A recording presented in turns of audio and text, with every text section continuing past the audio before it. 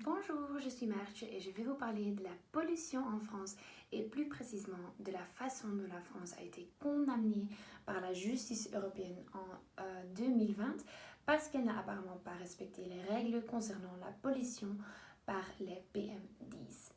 PM10, c'est un nom scientifique pour les particules fines. PM signifie donc en anglais particulate matter, et ça veut dire des particules qui, dans ce cas, sont spécifiquement plus petites que 10 micromètres. Les poussières fines sont naturellement présentes dans l'air, mais la plupart d'entre elles sont causées par l'homme. Les principales causes sont la circulation, l'industrie, l'agriculture et les habitations. Les voitures, par exemple, émettent une quantité énorme de substances nocives. La poussière fine n'est pas inoffensive.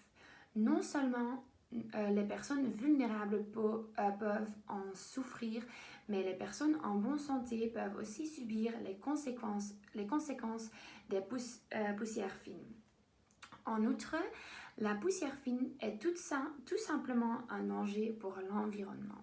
Les particules proviennent de l'azote, et l'azote est donc causé par les causes que j'ai déjà mentionnées. L'azote est un gaz toxique.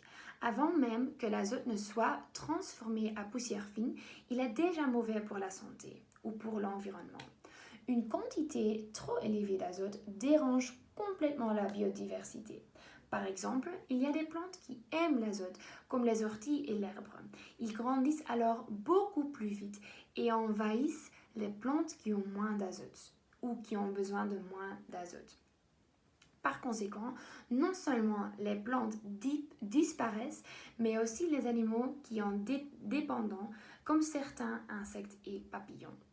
En bref, c'est une catastrophe pour la flore et la faune. Un excès d'azote provoque également la croissance d'algues dans l'eau, de sorte qu'il y a moins d'oxygène dans l'eau et que les plantes aquatiques et les poissons meurent. Quelle est donc la solution à la pollution de l'air? C'est simple. Allez plus souvent en vélo ou transport public. Si vous prenez la voiture, une voiture électrique est le meilleur choix. Essayez de chauffer votre maison avec de l'énergie propre comme l'énergie solaire et allumez pas la cheminée.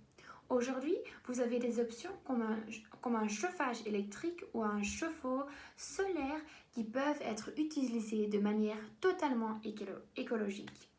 Veuillez également à ne pas ou moins soutenir les industries polluantes.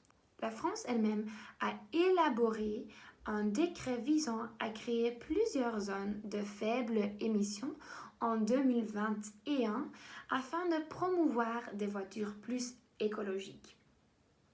Ils s'efforceront également de développer les transports publics et d'encourager le vélo. Moi, personnellement, je pense que ces mesures sont déjà bien, mais c'est évidemment qu'on peut toujours faire encore plus pour la planète.